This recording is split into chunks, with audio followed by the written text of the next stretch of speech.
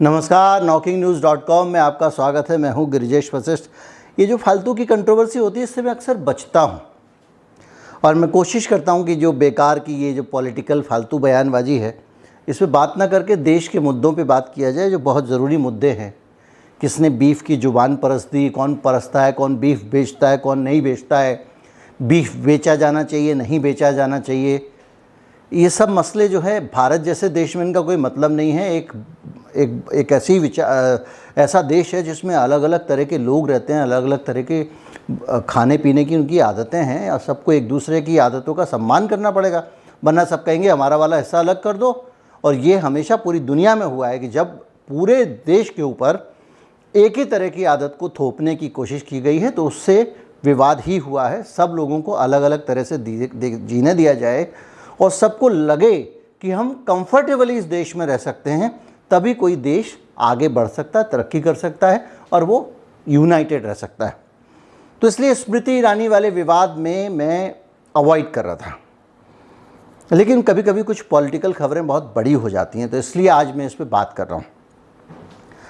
कौन दोषी है, किस पे मुकदमा है, कौन झूठा है, इन सब बातों पे मैं नहीं जाऊंगा। ये वहाँ पे टीवी डिबेट में लोग कहते रहते हैं। कुछ तथ्य आपसे आज डिस्कस करूंगा और कुछ सवाल पूछूंगा।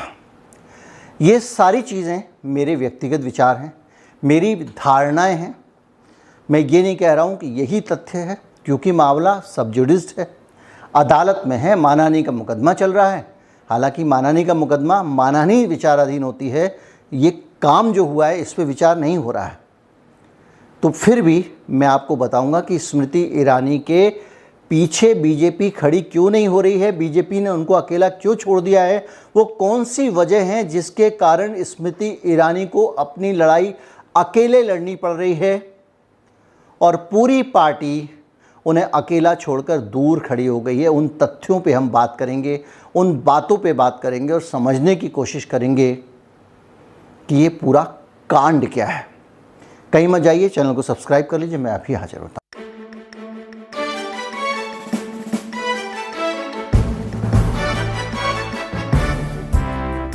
अगर स्मृति ईरानी को सपोर्ट करने के लिए बीजेपी का आईटी सेल भी कूदा होता, 4-6 नेताओं ने भी अगर ढंग के बयान दिए होते, गोवा के मुख्यमंत्री उनके समर्थन में आए होते या गोवा के मुख्यमंत्री ने अंदर खाते भी अगर समर्थन दिया होता, तो स्मृति ईरानी की इतनी फजीयत नहीं होती। क्योंकि गोवा के अधिकारी स्मृति ईरानी के खिलाफ लगातार कार्रवाई करते जा रहे हैं, तथ्यों को रिवील करते जा रहे हैं, जिसके कारण पार्टी और उनकी केंद्रीय मंत्री की बदनामी भी हो रही है। और उसके बावजूद ये सिलसिला रुक नहीं रहा है, कहीं इंटरवेंशन नहीं हो रहा है। उनकी अपनी सरकार गोवा की भी उनकी मदद के लिए आगे नहीं आ रही है। ये एक सोचने वाला मसला है। मसला ये भी सोचने वाला है कि स्मृति ईरानी इतनी अकेली क्यों पड़ती दिख रही हैं, और मसला ये भी सोचने वाला है कि क्या वाकई उनको अकेला कर दिया गया है, उनको कॉर्नर किया जा रहा है, क्या उनको घेरा जा रहा है, क्या उनको लपेटा जा रहा है। इस मामले में कुछ तथ्य हैं जो आपको कुछ इशारा करते हैं। जिन वकील साहब ने ये मामला आरटीआई में पूछा, उठाया और लगातार जो इस मामले की पैरवी कर रहे हैं, उन वकील साहब का कनेक्शन बीजेपी के साथ है और मनोहर पर्रिकर के लिए लगातार वो कैंपेन करते रहे। ये बात वो खुद स्वीकार करते हैं, कहीं पे कोई और अलग से सोर्स इसके लिए नहीं है। एक इस तथ्य को भुलाया नहीं जा सकता। आप इस तथ्य को भी नहीं भूल सकते कि स्मृति ईरानी की जो एंट्री होती है, एक लड़की जो ठीक से, लड़की कहने में सम्मानजनक है, बीए पास भी नहीं है, उसको देश का मानव संसाधन विकास मंत्री बनाया जाता है। वो देश के पीएचडी, डॉक्टरेट, बड़े बड़े एलीट लोग, बड़ी बड़ी यूनिवर्सिटीज, आईआईटी, आईआईएम, इस सब की भाग्य विधाता बन जाती है, इससे जुड़ी हुई नीतियां बनाती है। क्यों मिलती है उसको इतनी पावर? कुछ लोग ने ये अनुमान लगाया, इनका उनसे संबंध होगा, उनके उनसे संबंध होगा, उनका उनसे संबंध होगा और इसका आशीर्वाद होगा, उसका प्रेम होगा। लेकिन सबसे अलग अगर आप सोचें 2014 के बाद में इस देश में हो क्या रहा था। 2014 के बाद में इस देश में लगातार ऐसे सभी फायर ब्रांड चेहरे जो प्रधानमंत्री के कद के समान खड़े होते हुए दिखते थे, उन सब के मुकाबले एक ना एक चेहरा प्लेस किया गया था। उस डिटेल में जाऊंगा कौन कौन से चेहरे थे तो बात कुछ और हो जाएगी, लेकिन स्मृति ईरानी का जो चेहरा था, जिस तरह की उनकी फायर ब्रांड इमेज थी, उसका एक मतलब ये भी निकाला गया था, ये भी लोगों ने कहा था कि स्मृति ईरानी सुषमा स्वराज के मुकाबले तल्ख बयानों और ओजस्वी भाषण और उग्र तेवरों के कारण बड़ी खड़ी हो सकती हैं, और अगर उनको सुषमा स्वराज के मुकाबले अगर मंत्रालय दे दिया जाए, मानव संसाधन मंत्रालय दे दिया गया, तो हम एक ऐसे नेता को बड़े लेवल पे स्थापित कर सकते हैं जिसका कोई बहुत बड़ा जनाधार नहीं है, और जो चुनौती देने वाले लोग हैं उनको थोड़ा सा टोन डाउन कर सकते हैं, साइड लाइन कर सकते हैं। हम सब जानते हैं सुषमा स्वराज विदेश मंत्रालय के दौरान विदेशियों को रेस्क्यू कराने के अलावा और कोई विदेश नीति का काम ज़्यादा कर नहीं पाती थी।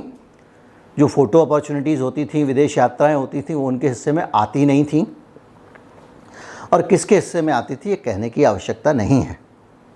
तो स्मृति ईरानी उस दौर में आई थी, तो क्या आज बीजेपी के सामने उनकी उपयोगिता कम हो गई है?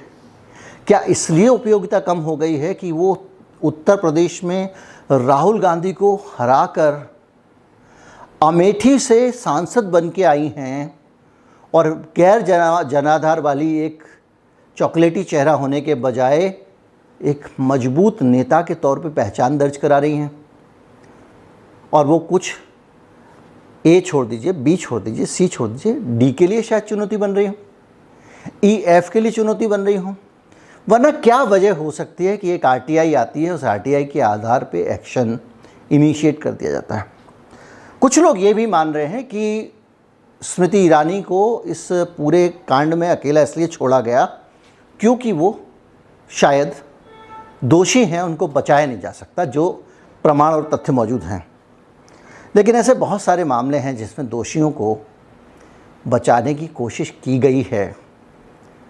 टेनी साहब के लड़के ने कैमरे के सामने, जो गृह राज्य मंत्री हैं, और किसी के ऊपर वो अपनी गाड़ी चला दी थी, किसानों के ऊपर, आपको याद होगा। उनको तो बचाने की भरपूर कोशिश हुई थी। और भी बहुत सारे उदाहरण हैं, लेकिन मैं इस पे अटकने के बजाय आगे इस केस के मेरिट पे सोचूं तो मुझे ऐसा लगता है कि ये जो लाइसेंस होता है, बार का लाइसेंस, इसको लेकर कुछ गड़बड़ तो हुई है। एंटोनी डी गामा नाम के एक आदमी के नाम पे लाइसेंस होता है। वो आदमी गोवा का निवासी नहीं है, उसको मुंबई के आधार कार्ड के बेसिस पे ये लाइसेंस मिलता है, और लाइसेंस जो मिलता है वो एक रनिंग रेस्टोरेंट को मिलता है, यानी पहले से चलता हुआ रेस्टोरेंट होना चाहिए, लेकिन ऐसा नहीं था। जो रेस्टोरेंट बना हुआ था वो एक डूब की ज़मीन पर बना हुआ था, जिस ज़मीन पे रेस्टोरेंट बनाया नहीं जा सकता। हज़ारों सैकड़ों ऐसे रेस्टोरेंट गोवा में बन गए हैं, यानी एक गैरकानूनी तरीके से अवैध रेस्टोरेंट बनाया गया, और उस रेस्टोरेंट को एक ऐसे आदमी के नाम पर बार का लाइसेंस दिलाया गया, जिसमें ये अभी बहस है कि बार पहले बना या रेस्टोरेंट पैसे पहले बना। याचिकाकर्ता कह रहे हैं कि रेस्टोरेंट ही बाद में बना, पहले बार का लाइसेंस हो गया, और उस आदमी की मौत हो जाती है, उसके बावजूद उसी के नाम से लाइसेंस रिन्यू हो जाता है। उस आदमी का डेथ सर्टिफिकेट भी मुंबई के पते का, यानी वो गोवा का आदमी नहीं था। और इसके हिसाब से जो एक्साइज डिपार्टमेंट है, दरअसल क्या है कि जब आप लाइसेंस देते हैं तो बहुत सारी एनओसीज जाती हैं। एक्साइज डिपार्टमेंट के अधिकारियों ने अनेक विभागों को चिट्ठी लिखी और कहा, बताइए कि इसको बार का लाइसेंस देना चाहिए कि नहीं देना चाहिए। और पुलिस ने उसके जवाब में लिखा कि ये आदमी गोवा का नहीं है, ये मुंबई में रहता है, इसलिए ये गोवा में बार चलाने के लिए एंटाइटल्ड ही नहीं है, ये यहाँ बार चला नहीं सकता। उसके बावजूद ये लाइसेंस मिला। डेथ सर्टिफिकेट भी बता रहा है कि वो आदमी मुंबई में रहता था और मुंबई में उसकी मौत हुई। और जिस इलाके में अवैध रूप से रेस्टोरेंट बना था वो एक ग्राम पंचायत का इलाका था, और उस पंचायत ने आरटीआई के जवाब में बताया कि हमने रेस्टोरेंट बनाने के लिए कोई परमिशन नहीं दी है और जहां रेस्टोरेंट बनाया गया वो जगह डूब क्षेत्र में आती है, यानी उस जगह पे जल भराव हो सकता है, समुद्र का पानी आ सकता है, इसलिए उस जगह कोई कंस्ट्रक्शन किया नहीं जा सकता और इसलिए पंचायत ने रेस्टोरेंट को परमिशन नहीं दी। अब आप आ जाइए कि इन सारी चीज़ों पे, तो चुनाव आयोग में जब आप एक एफिडेविट देते हैं, शपथ पत्र देते हैं और बताते हैं कि आपकी कितनी संपत्तियां हैं भारत में, कहाँ पे हर आदमी देता है, तो स्मृति ईरानी ने जो एफिडेविट चुनाव आयोग को दिया है उस एफिडेविट में ये रेस्टोरेंट नहीं दिखाया है। चुनाव आयोग के एफिडेविट में आपको सिर्फ वो जानकारियां नहीं देनी होती हैं जो आपकी निजी आमदनी है, आपको अपने हस्बैंड की आमदनी और परिवार की आमदनी भी डिक्लेयर करनी होती है। तो यहाँ पे भी स्मृति ईरानी फंस सकती हैं। चीफ जो टाउन प्लानर है उसने बाकायदा इनको नोटिस दिया।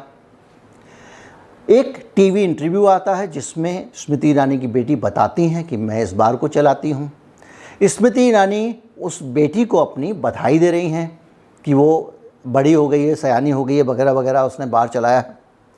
बार कोई भी चला सकता है और वो बार अगर स्मृति ईरानी के परिवार का है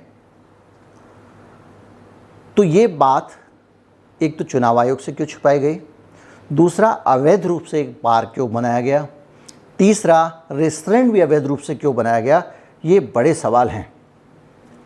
और इन बड़े सवालों के बीच में भारतीय जनता पार्टी फंसना नहीं चाहती है या भारतीय जनता पार्टी के कुछ लोगों ने स्मृति ईरानी को फंसा दिया है।